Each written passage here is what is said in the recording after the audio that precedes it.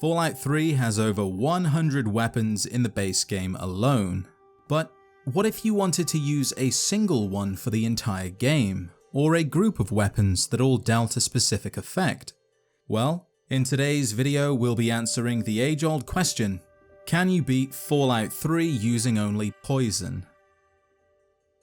I began the game, chose to be a girl for a reason I'll get to later, named my character something appropriate, and made my way through the tutorial. I decided to increase intelligence for those sweet skill points and agility in case I had to do some sneaking around, at least until I got my first weapon, that is. The rest of the tutorial plays out as you'd expect: poem, cake, BB gun. And this is where the player is forced to kill a radroach. Without using glitches or console commands, this can't be avoided, and the last time I checked, the BB gun doesn't deal poison damage, meaning the run is effectively over before it's even begun.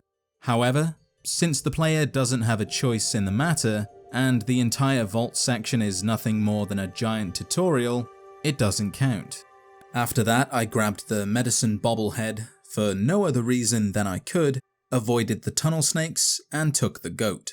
For my tag skills, I chose melee weapons, small guns, and speech. With those done, I took a 3-year nap and awoke with a martyr telling me that Dad had left the vault. A martyr tried to sabotage the run by giving me her father's pistol, which I declined. Exiting the room, I avoided everything hostile until reaching the overseer's office. Once there, I grabbed the key, unlocked the door, and used the computer password from the locker. While the secret door was opening, I retraced my steps just in time to witness a martyr kill Officer Mack. I looted the room as quickly as I could, body included, and ran straight for the vault door.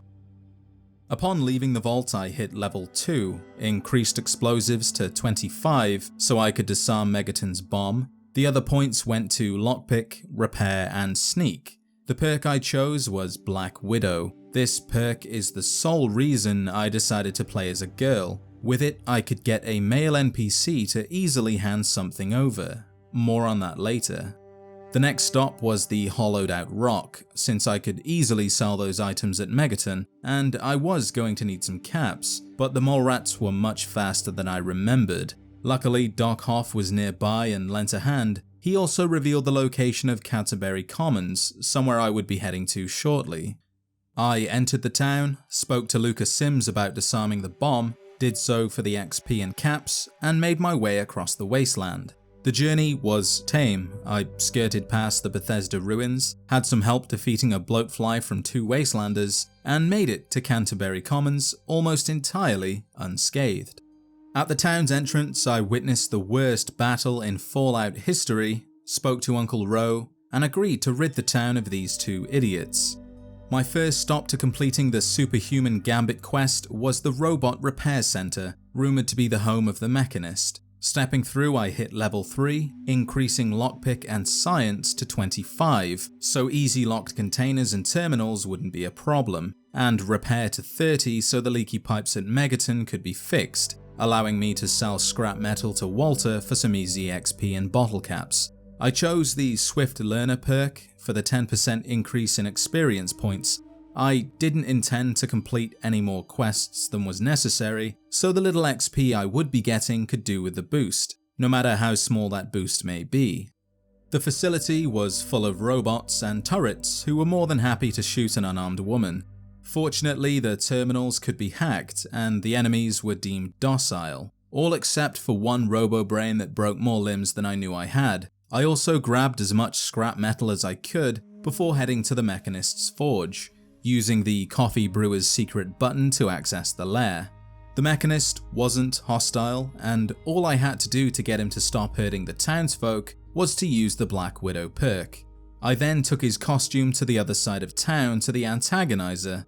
Running past the ants was easy enough, and with the Mechanist's costume I could also get her to leave town. She also gave me Ant Sting, a unique knife that inflicts 4 points of poison every second for 10 seconds. And the best thing about it was that with each new hit, the poison stacked, meaning I could swing until the DPS, damage per second, rose to 90, although most enemies would be long dead by the time it got that high.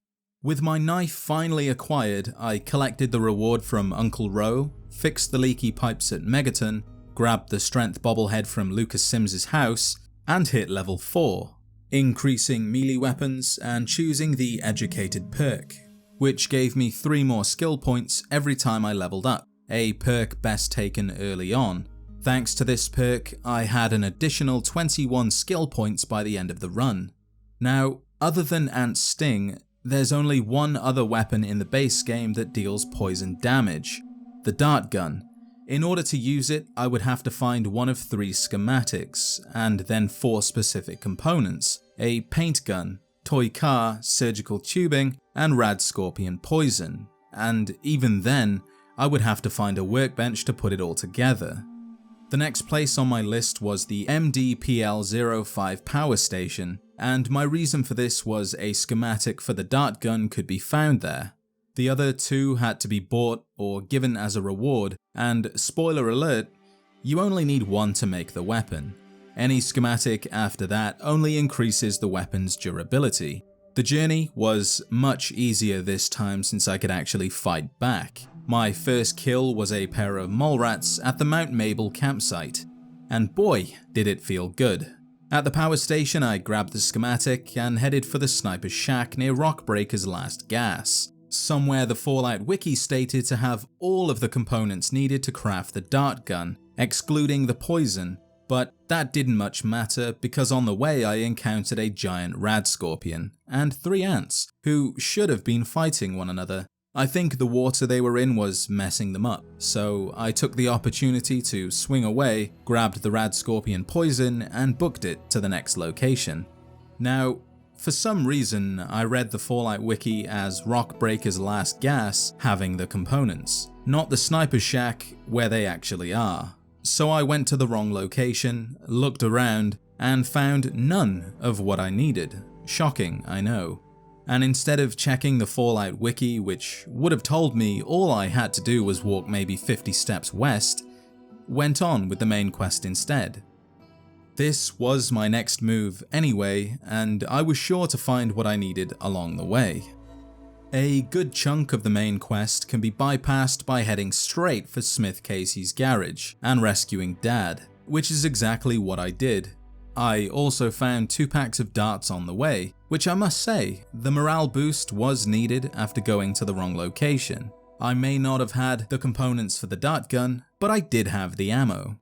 The mole rats inside stood no chance against the poison knife. In fact, they only required 1 hit and the poison did the rest. I pressed the switch, headed downstairs to Vault 112, and caught my breath inside the Tranquility Lounger. There's several ways to rescue Dad and escape the simulation. The easiest of them all, by far, is heading straight for the abandoned home and triggering the failsafe, effectively avoiding all interactions.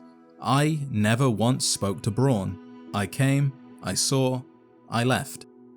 Outside the simulation I hit level 5, increasing melee weapons and repair, also choosing the comprehension perk, which gave me 2 points per skill book instead of 1. I had picked up several books so far and had yet to use them, so I did. Then I left Dad to go to Tenpenny Tower for the next schematic.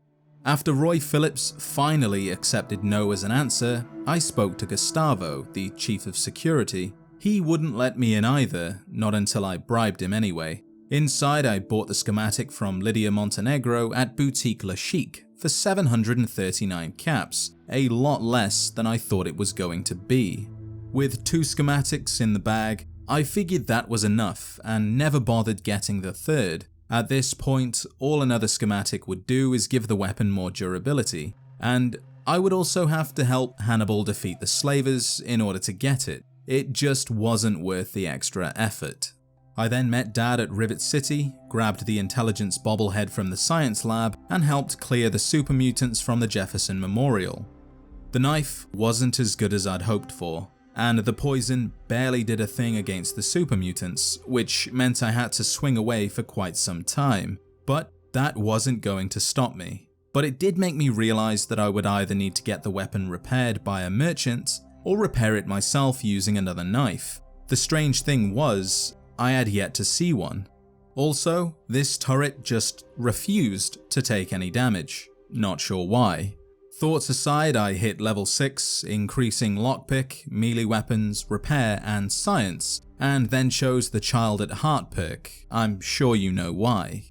After clearing out the mutants, Dad, along with Dr. Lee, destroyed the turret. I then helped get Project Purity up and running just in time for the Enclave to show up. Surprisingly, they appeared to be much easier than the super mutants, even with their power armor. Perhaps it had something to do with them being human and not mutants. Either way, Dad flooded the chamber with radiation, sacrificing himself, but also allowing us to get away. With no other choice but to leave, I followed Dr. Lee into the sewers and began babysitting 4 adults. As any good babysitter would do, I doled out some weapons and started swinging a knife around. After dealing with the ghouls and Enclave soldiers, Daniel Agincourt and Alex Dargan had died. Garza's heart condition took a day off, and I finally found another knife that I could use to repair my own. I wasn't sure when the best time to repair my blade would be, so I decided to wait until the game prompted me to do so. It wasn't long after that the 3 of us surfaced just outside the Citadel. Dr. Lee claimed Sanctuary, and I hit level 7, increasing melee weapons and repair, also choosing the Bloody Mess perk. There wasn't any perks that would directly help me, but this way any weapon I did use now had another 5% damage, and with the way the super mutants took the poison, I needed all the help I could get. As soon as Elder Lions had finished talking, I requested power armor training, along with the access to a Vault-Tec computer and the location of Vault 87, the only known vault in the Capital Wasteland to have a GEC, the final piece to the Project Purity puzzle. Scribe Rothschild explained that it was nearly impossible to get inside Vault 87 due to the severe levels of radiation, and suggested that we head through the caves of Little Lamplight instead. The closest map marker I could fast travel to was Rockbreaker's Last Gas, which, as I also forgot, turns into an Enclave outpost when the Waters of Life quest is started. Not gonna lie, I almost died here, but I did get some Enclave power armor. Now at Little Lamplight, MacCready said I couldn't come in because I was a mungo. In other words, I wasn't a kid, and this is why I wanted the Child at Heart perk. With this, I could compare MacCready's face to my butt. Apparently that's all it takes to gain his trust. After getting in, MacCready opened the gates to Murder Pass, and I fought my way through until hitting level 8, increasing melee weapons to 100 and using what was left to repair and speech. Not sure why I chose speech, maybe I thought I could talk my way through the mutants. Either way, I had made it to Vault 87. Inside the vault, I finally managed to find the rest of the components needed to craft the dart gun. Before reaching the vault, I had only managed to find several paint guns and rad scorpion glands. I now had 2 toy cars and surgical tubing, which was the item I worried most about finding. Worry-free, I pressed on, finding another knife, and as I suspected, the super mutants were by far the most challenging enemy, with high health and what appears to be some kind of resistance to poison. They take so many hits to die, but thanks to the abundance of pre-war foods that kept me alive, I was able to slice through the many super mutants between myself and Fawkes, the intelligent super mutant who needed my help. I also needed his, which is why I triggered the alarm, opening all of the locked cells, and after getting prompted that my knife's durability was getting low, killed Sid and repaired my knife for the first time. I then followed Fawkes to where the GEC was being held. My soft, human body couldn't go inside the chamber, nor was my lockpick skill high enough to open the room with the radiation suits, so Fawkes retrieved it for me. We then parted ways, and it wasn't long until I was ambushed by the Enclave. Somehow Colonel Autumn had survived the radiation at the Jefferson Memorial, and now wanted the code for the purifier. President Eden prevented Autumn from executing me after I was unwilling to help. He then returned my items and requested a face-to-face meeting. I also hit level 9, increasing barter, lockpick, science, speech, and sneak. I was kind of uncertain at this point as to what I should level up. I also chose the toughness perk for that 10% overall damage resistance.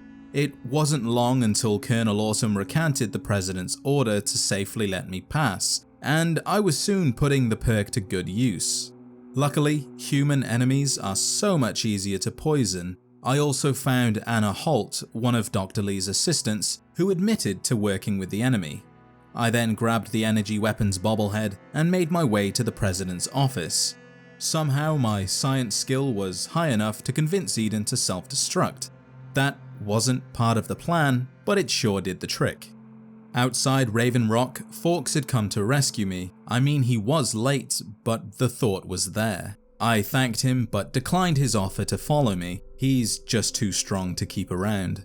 Before returning to the Citadel, I fast traveled to Megaton, using the workbench inside the Craterside supply to craft 2 dart guns. At long last, I could finally do some damage from a distance, and hopefully stop losing so much health.